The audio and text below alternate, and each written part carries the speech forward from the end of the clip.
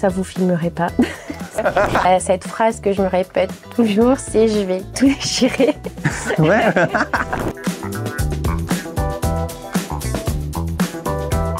Donc en tout cas, Anne, on est très heureux d'être avec toi aujourd'hui. Et je te remercie de prendre ce temps. Parce que moi, je te vois évoluer depuis quelques semaines, quelques mois maintenant. Et pour moi, Anne, c'est une fusée. C'est une sprinteuse, une guerrière, une battante, une entrepreneuse. Et en tout cas, une conseillère en immobilier qui est passionnée. Est-ce que de la manière que j'ai eu de te décrire, ça reflète qui tu es vraiment? Oui. Non, un grand oui. Je suis déterminée et vraiment passionnée. Et je pense que c'est ce qui fait aussi la différence, c'est que quand on est passionné, on donne tout sans forcément mesurer les efforts et on minimalise, je pense, les efforts que l'on déploie au quotidien. Et c'est la beauté de la passion. Parce qu'avant, j'étais dans un métier qui me passionnait pas du tout et où on donne beaucoup. Mais quand tu donnes beaucoup et que tu n'es pas passionné, ça devient compliqué à gérer. Et la notion de besoin d'accomplissement, en fait, elle est derrière et ça peut être douloureux. Donc, voilà. Tu es conseillère en immobilier depuis quand? Depuis janvier 2023, pardon. Oui, il y a 1 an et demi. Suite à une reconversion pro, j'ai fait 6 mois de stage en agence traditionnelle. Et c'est en septembre 2023 que j'ai rejoint la team, ta team, la Dream Team. Voilà. Donc on travaille ensemble depuis septembre 2023. Donc ça fait déjà plusieurs mois, effectivement. Là, à date, nous sommes en juin 2024. Donc ça fait quand même 9 mois déjà. Le temps passe vite. On voit pas le temps passer en fait au quotidien. Et du coup, qu'est-ce qui t'a amené? Qu'est-ce que tu faisais avant déjà? Et qu'est-ce qui t'a amené à vouloir quitter ce que tu faisais avant?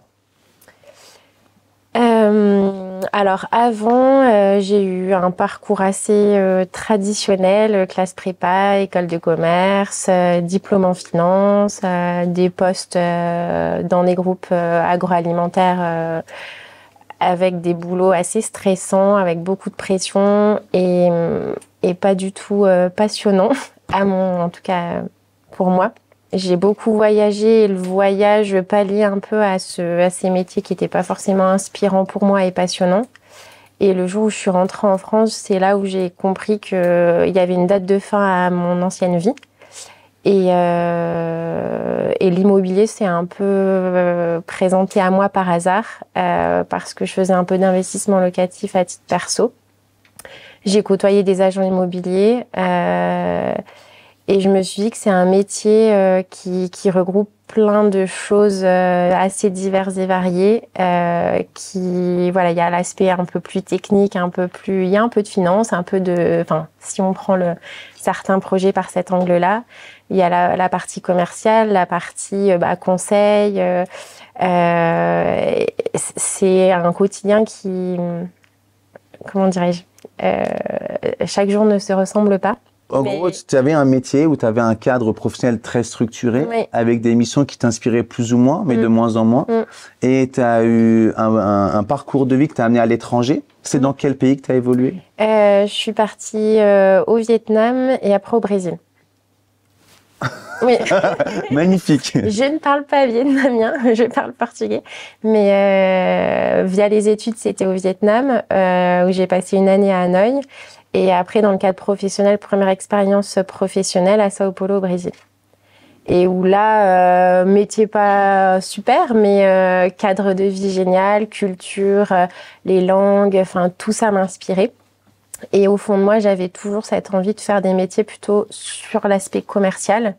Pourquoi avoir fait finance? Parce que je suis quelqu'un d'assez... j'aime bien quand c'est noir ou blanc, où il n'y a pas d'entre-deux. Mais après, sur le quotidien, il y a les études et il y a aussi après les métiers, ce vers quoi tu vas à la fin de tes études. Donc, études super passionnantes, mais métier, une fois que tu as fait le tour, c'est toujours pareil. Et là, dans ce nouveau quotidien, il n'y a pas d'ennui, il n'y a pas de... Chaque situation est différente, chaque client est différent, chaque bien a une problématique différente. Et ce côté un petit peu... oui, c'est jamais la même chose, tu apprends tout le temps. Même quand tu penses avoir fait le tour de la question, non, en fait, il y a toujours des petites choses à prendre en considération. Et c'est ce qui fait que ce métier est challengeant, mais tellement passionnant. Et être en contact, c'est ce qui me manquait aussi. J'ai troqué un fichier Excel où je passais 12 heures par jour devant ben voilà, des personnes qui me parlent de l'humain, des gens qui ont besoin de toi aussi. Donc, il y a cet aspect vraiment, tu aides aussi, tu conseilles. C'est pas juste commercial, tu vends quelque chose. Tu es vraiment là pour accompagner les gens. Et je trouve ça super. En fait, cette notion d'humain au cœur de ton quotidien, avec la variété des actions du quotidien d'agent immobilier, justement, c'est toute cette variété qui t'oblige finalement à être dans l'adaptabilité au quotidien pour des humains. C'est ça, en gros, que tu aimes le plus dans le métier, ou il y a d'autres choses que tu aimes autant aussi dans le métier Non, je pense que c'est vraiment ça. Je suis quelqu'un de foncièrement gentil, enfin dans le sens où c'est pas juste j'aime les gens, c'est j'aime bien l'honnêteté, la transparence, et dans des grands groupes, t'as beaucoup de politique, t'as beaucoup de tout n'est pas forcément humain. Et là aujourd'hui, non, tu peux être alors en faisant attention, il faut pas non plus trop mettre son cœur sur la table comme tu le dis souvent, mais voilà, je trouve que c'est, en tout cas moi, ce qui m'inspire et ce qui fait qu'aujourd'hui j'adore ce que je fais, et tout en prenant un peu de distance. Hein. Il faut aussi faire attention à ne pas trop prendre à cœur les choses, être sur son socle et ne pas faire les choses pour les autres. Mais quand tu es aligné, quand tu es droit dans tes bottes et que tout ce que tu le fais pour les autres, pour les aider, mais tout en étant sereine avec tes valeurs, ta manière de voir les choses. Tout le monde ne peut pas comprendre ou n'a pas les mêmes valeurs que toi. Mais à la fin, il y a un objectif commun qui est la réalisation de leur projet immobilier. Donc, c'est voilà, faire converger des fois ces deux intérêts qui sont finalement quand même communs, hein, parce que nous, on veut les aider, eux, ils veulent arriver à vendre leurs biens. Donc, c'est comme un chanteur qui propose un spectacle à faire un concert. Lui, il aime chanter, il partage son histoire au travers de ses chansons. Soit il fait devant une salle vide, soit il fait devant un public, et le public, quand il vient, qui répond présent, c'est un échange, un partage. Donc c'est gagnant-gagnant finalement entre le vendeur et l'acquéreur, et toi en tant que conseillère qui orchestre les opérations. Donc c'est le win-win-win, comme on dit, quoi. Et quand tu te prépares le matin ou en début de semaine, quels sont les éléments de spirit que tu te dis inconsciemment ou consciemment pour justement être au cœur de l'humain en immersion? Et souvent, on se retrouve à prendre les punchlines émotionnelles des prospects, des clients. Comment tu te prépares, toi? Comment tu te conditionnes? J'ai souvent en moi cette phrase que je me répète toujours, c'est je vais tout déchirer. Ouais.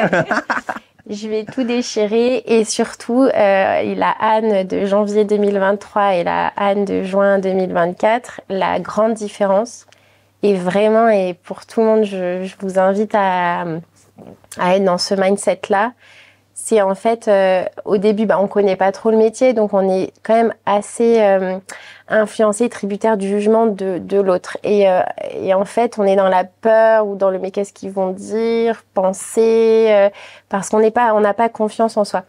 Une fois qu'on a acquis les basiques du métier, et on a toujours à apprendre, mais les basiques qui nous permettent d'être un peu plus serein, et on en sera toujours plus que la personne qui nous appelle. Il faut se dire, en fait, l'avis de la personne ne compte pas. En fait, sois droit dans tes bottes, tu sais ce que tu as à faire, tu connais ton métier. Si tu sais pas, et tu le dis. Il faut jamais aussi faire comme des fois j'ai pu le voir par le passé dans mon parcours perso, des agents immobiliers qui pensent toujours tout savoir, qui nous disent quelque chose mais qui est faux, et parce qu'ils veulent pas perdre la face. Et je pense qu'il n'y a rien de pire. Et en fait, quelqu'un qui voit que vous êtes honnête et vous allez être vraiment... vous aurez gagné sa confiance.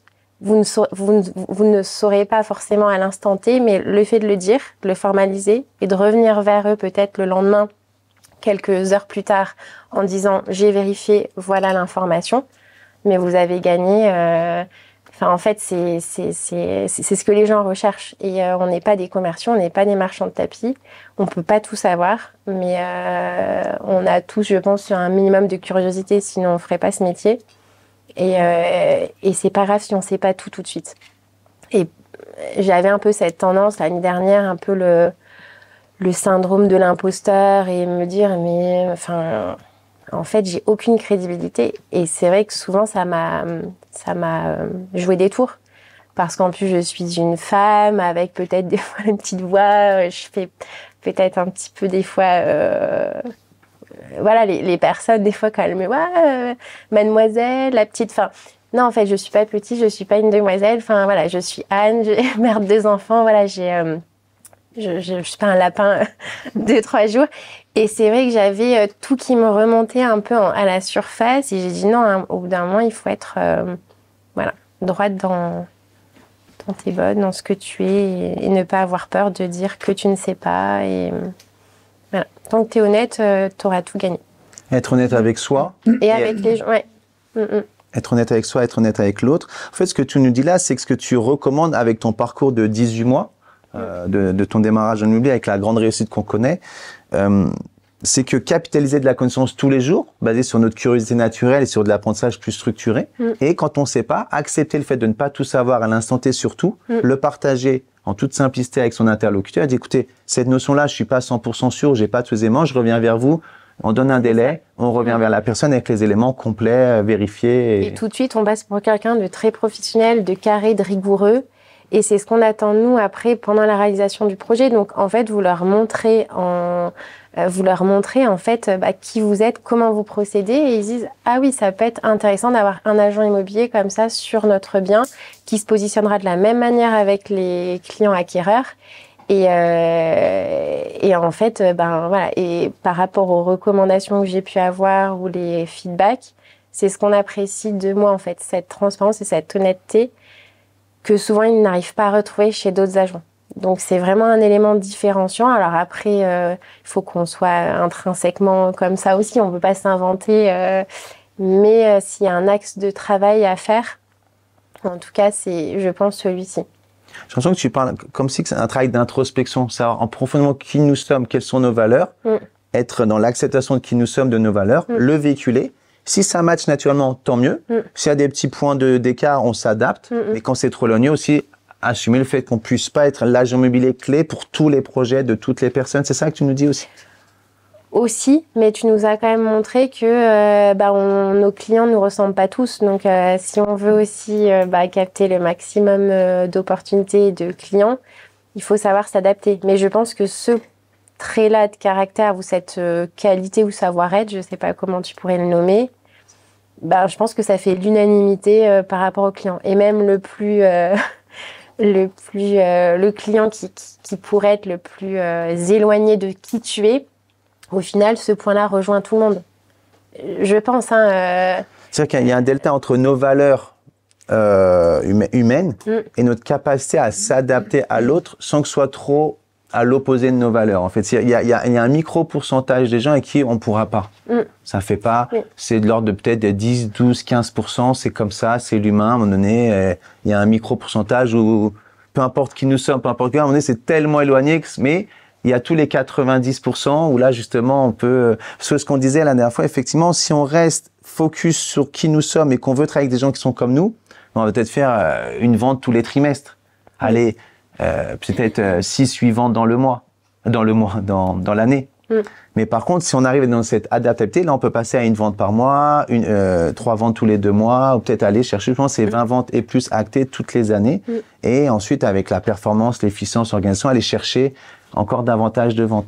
Donc, c'est vrai que ce que tu me dis, c'est un travail d'introspection et d'adaptabilité sur le terrain et de se conditionner en disant, aujourd'hui, je vais tout déchirer. Je vais tout donner, je vais livrer la meilleure version de moi pour les autres en restant moi-même et en restant aligné avec qui je suis. C'est ça le... C'est ça, et tout de suite, il y a moins de pression, on perd moins ses moyens, on est moins stressé parce qu'en fait, on est en phase, on est... tous les chakras sont alignés, je sais pas comment expliquer. Si, mais ça s'explique parce que être... sereine à un rendez-vous et ça se ressent. Et si tu es serein et que tu es... la sérénité attire en fait. Et parce que c'est périodes de la vie qui sont stressantes pour certaines personnes, voire pour la majorité des personnes. Et donc, si en face, ils ont quelqu'un qui est pas serein, ça se ressent, en fait. Et je pense que ça a un effet un peu repoussoir. Et voilà. Après, j'ai pas 20 ans d'expérience et c'est mes 18 petits mois qui... en tout cas, c'est vraiment là, au fur et à mesure, ce dont je m'aperçois. Et les recommandations que j'ai aujourd'hui, c'est vraiment les feedbacks que j'ai et je sens que c'est vraiment apprécié. Et c'est peut-être la clé, voilà, pour... un jour performer, je l'espère. Une des clés, si tu restes toi-même, ça te coûte moins en émotion, parce que tu es toi-même, donc il n'y a pas à tergiverser. Tu te dis pas, qu'est-ce que pourrait dire la personne qui n'est pas moi à ce moment-là, la personne qui est en face de moi? Tu es toi et tu réponds tel que tu es. Alors bien sûr, il y a des techniques de questionnement, il y a des postures cognitives à adopter qui facilitent les échanges avec les clients dans leur intimité du projet. Mais quand on est soi-même, finalement, ça nous coûte moins intérieurement. C'est plus fluide, plus aligné extérieurement. Donc, c'est plus attractif, plus séduisant. Et du coup, ça match d'autant mieux. C'est ça. Et naturellement aussi, tu seras plus dans l'écoute active. Tu parleras moins parce que tu auras moins besoin de vouloir montrer, de défendre et du coup, c'est même plus agréable en fait pour toi, pour ton quotidien, pour tes rendez-vous. Tu es dans je vous écoute en fait. Et ça, c'est assez marrant parce qu'au début, j'étais dans il faut convaincre, tu blablates ton truc, t'essayes de... Et en fait, t'as perdu. Dès lors que t'as parlé 50% du temps sur un premier rendez-vous, en fait, non, donc tu parles peut-être moins, certes, mais les gens se livrent à toi plus facilement. Tu leur donnes l'espace de parole donc du coup, ils le font d'autant plus facilement. C'est ça. J'ai une question, Anne, et puis après, je te laisse, que je sais que tu as plein de choses à faire. Mais la question, c'est, moi que je te connais, je te volais, tu fais partie des agents qu'on appelle les agents autonomes. Tu es autonome, tu es indépendant, tu sais ce que tu as à faire, tu te l'organises, tu le fais. Et du coup, pour autant, tu avais le choix de rejoindre une équipe, un collectif, avec un fonctionnement vraiment d'un collectif. Pourquoi tu as fait ça? Et qu'est-ce que ça t'apporte, le fait de faire partie d'une équipe? Ma priorité, c'était de ne pas être seule, parce que j'ai besoin d'un écosystème convivial, où il y a du dynamisme, de l'échange, du partage. Je pense que dans ce métier-là, être seule, solo, ça peut être vraiment compliqué. Ne serait-ce que pour échanger sur des situations des fois un peu compliquées où tu as ton avis, mais peut-être d'avoir un avis extérieur, ça pourrait te permettre de voir les choses différemment et de résoudre du coup ton problème. Et j'ai vraiment rejoint l'équipe pour ça. Je voulais faire partie d'une équipe où il y a de l'échange, de l'entraide, du conseil. Et je pense que pour les clients, c'est aussi donnant, c'est gagnant pour eux. Ils sentent qu'on n'est pas seul, donc potentiellement, si j'ai un bien à la vente, je sais que je vais en parler à d'autres collègues et le bien va potentiellement se vendre plus rapidement que si j'étais seule dans mon petit bureau avec mes petits portails de diffusion. Donc ça, c'est un grand plus. Et voilà, mais j'ai toujours été quelqu'un qui a besoin d'être entouré. Je suis très autonome, comme tu le dis, parce que il faut être autonome dans ce métier, mine de rien. On est indépendant, on est entrepreneur et on n'a pas un chef qui nous dit le matin, il y a ça à faire dans la journée et t'as pas de compte rendu à la fin. Donc, il faut être quand même assez rigoureux et assez travailleur. Ça, c'est une certitude. Et en même temps, si t'es pas entouré, ça peut vite être pesant au quotidien et la rigueur que tu t'es instaurée au début, au fur et à mesure du temps, ça peut être peut-être compliqué parce que perte de motivation, t'as pas une équipe pour te redonner des fois un peu de motivation. Et voilà, donc je ne regrette pas mon choix. Et par rapport à une agence traditionnelle, ce qui est top, c'est que tu conserves ton autonomie. T'as une possibilité de faire des choses qui te sont propres. Enfin voilà, on est chacun maître de notre stratégie, on fait un peu ce qu'on veut et ça c'est cool. Mais je pense qu'on a encore plus de poids qu'une agence parce qu'on est plus soudés. Indépendant mais plus soudés, enfin c'est ce que je ressens. On n'est pas à se tirer dans les pattes, il n'y a pas de concurrence malsaine, c'est vraiment on avance ensemble, on grandit ensemble. Et je pense que ça vaut tout l'or du monde. Et pour rien au monde, je retournerai en agence traditionnelle. J'ai fait un passage furtif, mais en tout cas, aujourd'hui, ça fait proportionnellement plus de temps que je suis avec toi et avec la team. Ah, tu vois, le temps passe tellement vite. Et non, enfin, un grand merci parce que je pense que j'ai fait c'était la meilleure décision que j'ai prise en septembre dernier. Et je pense que je suis sur de bonnes voies pour réussir et performer parce que c'est mon objectif numéro 1.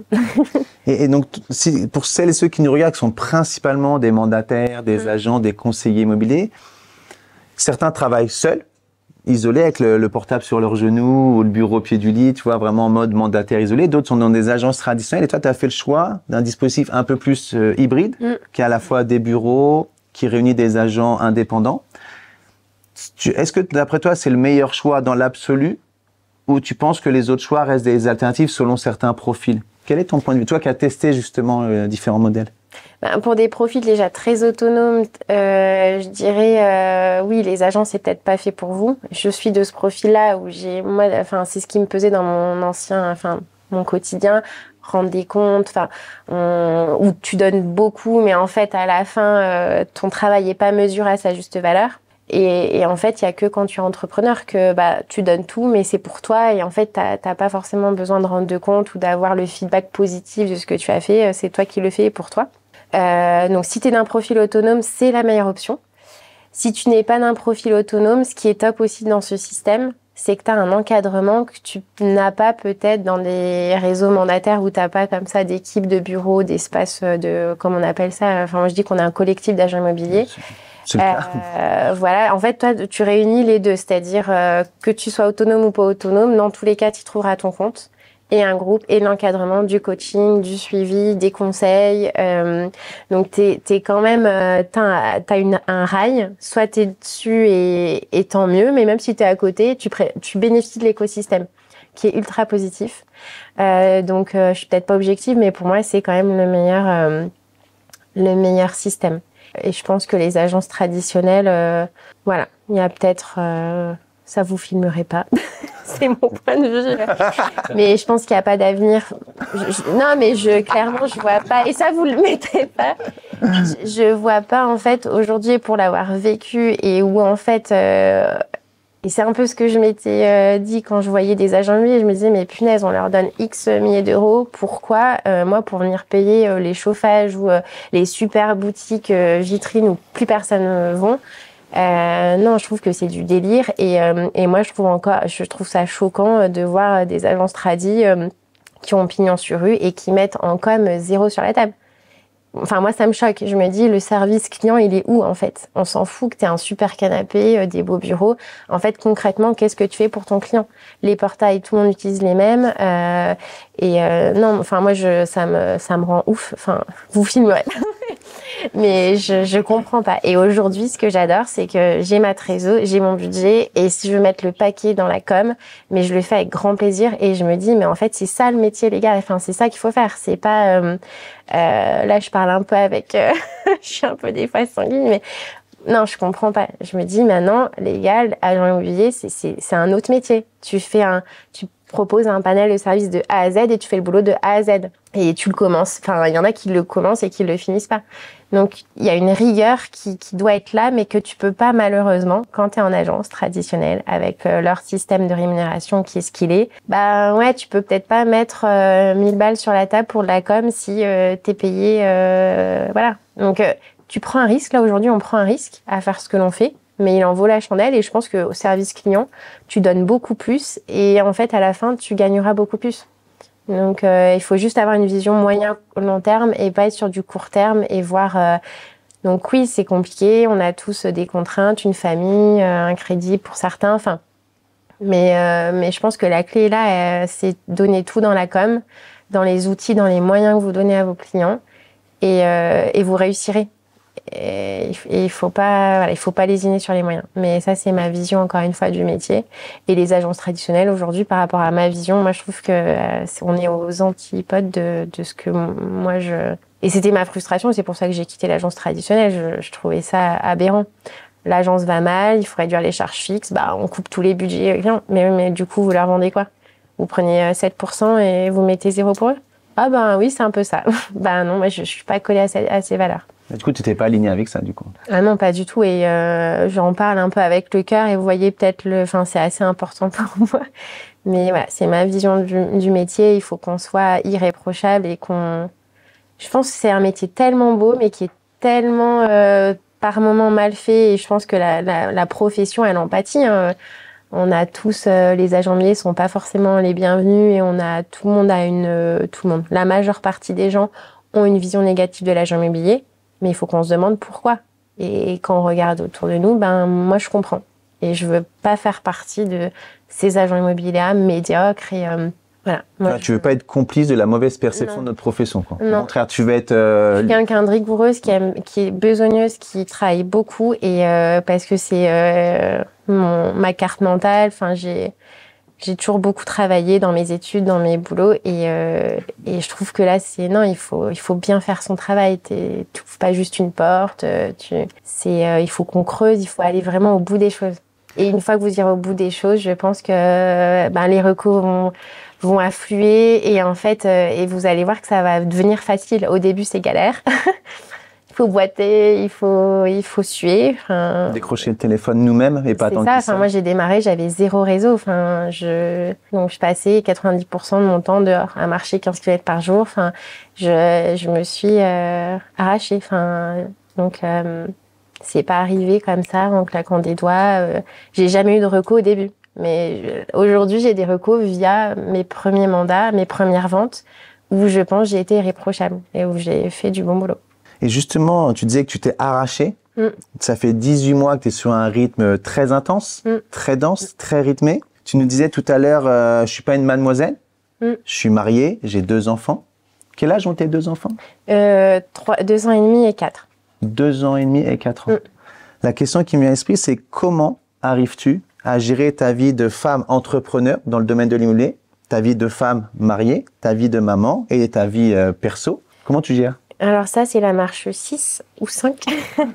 J'ai un environnement ultra positif. J'ai la chance d'avoir un mari qui m'a toujours poussée, qui est ultra présent. Et donc ça, c'est, je pense, un gros plus. Et je le minimise pas parce que des enfants, on les fait à 2, mais si le conjoint est pas coopérant, les enfants sont là. Donc tu peux pas les donner. J'ai pas de famille à côté, donc il faut que mon conjoint soit avec moi. Donc ça, c'est un gros plus.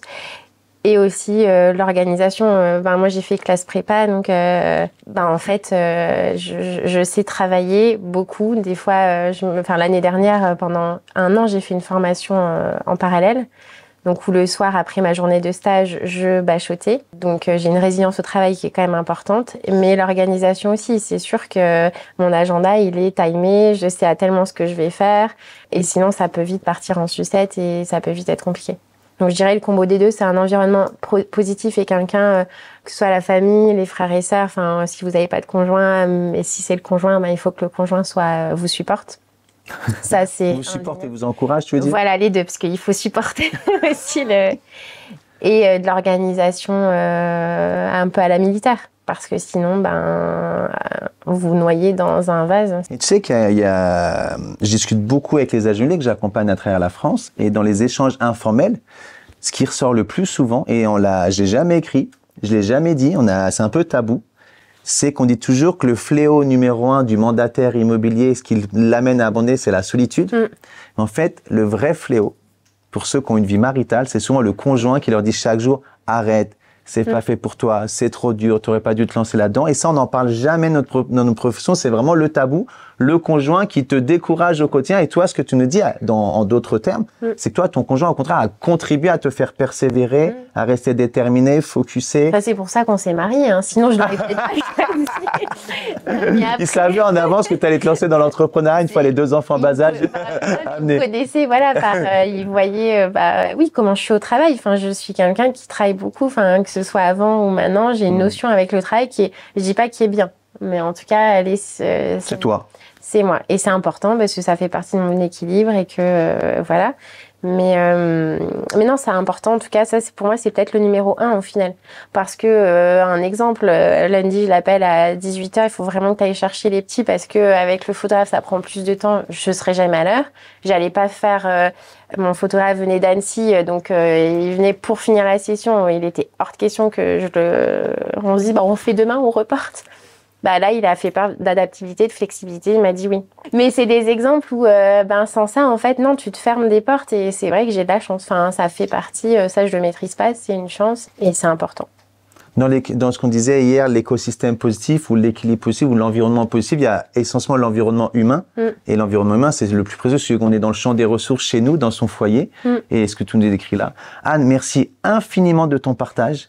Parce que vraiment, moi-même, j'en ai appris énormément en discutant avec toi. D'ailleurs, l'assemblée qui était avec nous on n'a entendu personne, alors qu'il y a 5 minutes avant, on était tous en train de boire le café. Donc, tu nous as captivés. Merci infiniment. Je te souhaite tout le grand succès que tu mérites. Et j'espère, lors des prochaines années, être à tes côtés, justement, pour que tous tes objectifs soient réalisés, accomplis les uns après les autres. Merci beaucoup. Merci à toi, Arnaud.